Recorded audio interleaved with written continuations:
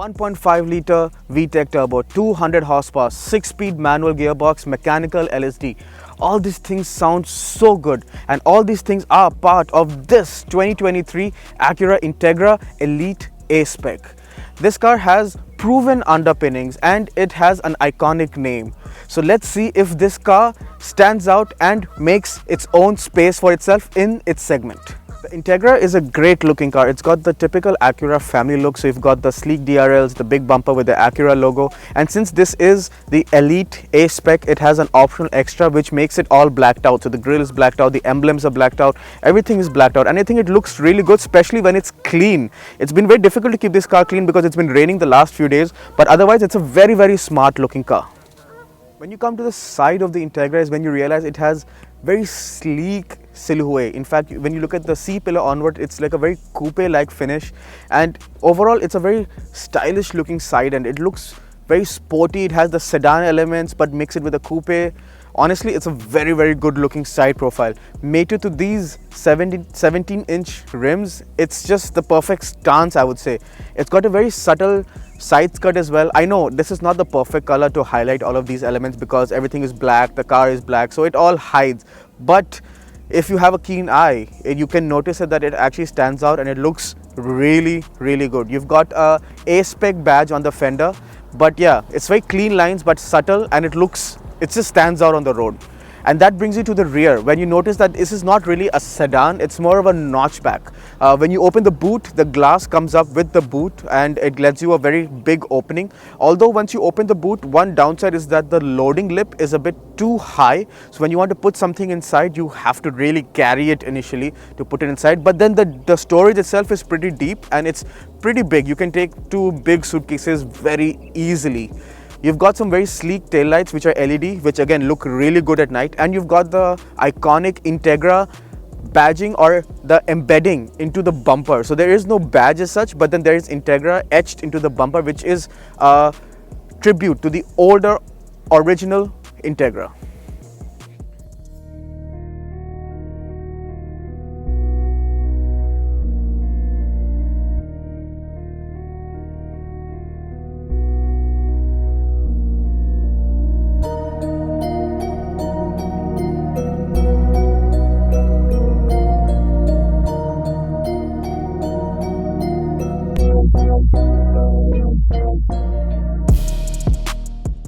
I'm inside the Acura Integra now, and as you can see, it's a very familiar place because it is pretty much the Civic. So the steering wheel, the head unit, the shifter, everything else is very much from the Civic, and it's not a bad thing because it's a great place to be. There are some changes though to distinguish this and the Civic. So the Civic has all mesh pattern throughout the whole dash. This does not. It has breakup with some carbon fiber pattern in between, and that's about it. One more change that is very, very crucial inside here are the seats. So the Civic Si has fixed headrest fabric sports seats. This has very luxurious with good bolstering Alcantara mixed with leather seats. And in this Acura, this Elite A-Spec, it's red and with this black paint. I think it stands out and it looks really, really good. The seats themselves are also really comfortable and adjustable in a lot of ways. You've got memory seats as well. It's just fabulous. Another thing that stands out in this car that makes it so good to be inside is the famed Acura ELS 3D sound system. Honestly, the Honda Bose system is good. This is on a different level. It sounds so good. You've got speakers on the roof as well, which is additional for the Integra, which the Civic does not have. And it just enhances the interior ambience and experience to a whole new level. Honestly, Acura has nailed the way this car feels from the inside. I'm in the rear seat of the Integra, and as you can see, legroom is definitely not an issue. This driving seat is slightly behind to what I sit, and I still have so much legroom. Under thigh support is good. I've got enough feet to tuck my feet in. Headroom is a bit tight, and that's where the coupe-like roofline on the rear shows. I'm 5'8" and I have just about headroom. I'm comfortable, but I'm sure that someone who is 6 foot plus would not like to be sitting in the back. Their head would definitely brush the roof, and that's not a good thing, honestly, for any passenger. Space is nice. 3 people can easily fit in the back. You've got a nice armrest with cup holders, and you've got heated seats for the rear as well. You've got two USB type A ports in the back as well, and overall the ambience is really good. The front seats have leather with Alcantara, but the rear seats are only leather. I wish they could have incorporated some, Alcantara to the rear as well. It would have made it look a bit more cooler.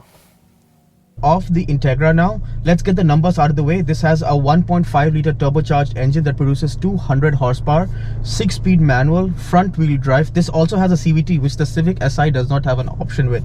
It also has a mechanical LSD, which makes it super fun to drive. Let's see how this car drives. Slot into first, set off, and you notice that there is no double lag. It sets very quickly, and then you shift, and then you fall in love with the way this car shifts. The shifter is just spot on. Honestly, it's the best shifter I've ever used, and Honda just knows how to nail it. There are drive modes, so if you put it into comfort, normal and sport, if you put it into sport, the engine gets a bit louder. Not as loud as the Civic, because the Civic has fake pumped in audio. This is all natural. This has more damping as well, so you don't hear it as much, and it's a bit better because it's not intrusive. Put it down and you shift it down. Oh, and you can feel the VTEC. You can feel the VTEC, honestly. It's so nice, and above the 5000 RPM you can feel it. This car is fun to drive on the limit, but you can drive it sanely.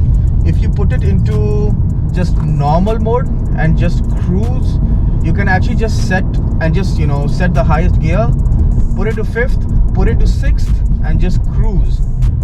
I just went over some bumps. It soaks bumps really well. It's very planted. You don't feel the bumps, do not filtrate too much into the cabin, so your back is happy. The seats are comfortable, so you don't feel anything. The steering feel is top notch. The speeds build up, the steering gets even better. It gets weighty. The feedback, awesome. I mean, I just can't fault the way this car drives. Did I mention the brakes? The brakes are also absolutely spot on. You can actually just start braking the moment you get to the bump, which is just, what can I say? This car is such a joy to drive, and I can't fault the way this car drives or brakes or handles or rides. It's just spot on. Acura has killed it with the combination. In conclusion then, the Acura Integra. Well, it's a lovely car because it looks so good. The interior is so practical and functional, and like with the seats and everything, with the audio system, it's just fabulous. It drives really well. The engine, the gearbox, and the handling is top notch. Even though this is front wheel drive, it handles like nothing else. What else do you need? And it's fuel efficient as well. And being a Honda, it's going to be reliable. There is one downer though, and that's a big one, and that might actually be the deciding factor if you actually want this car or not, and that's the price. This car before taxes is $47,000 Canadian, and to me that's a big price difference to its own competitor and its own sibling, which is the Civic Si, which is practically the same car minus some features, minus some additions. But are those additions worth 10k, 12k? I'm not sure. As standalone, this product is so good, but with the price factor in mind, I might just tilt myself towards its cheaper and less sophisticated sibling, the Civic Si.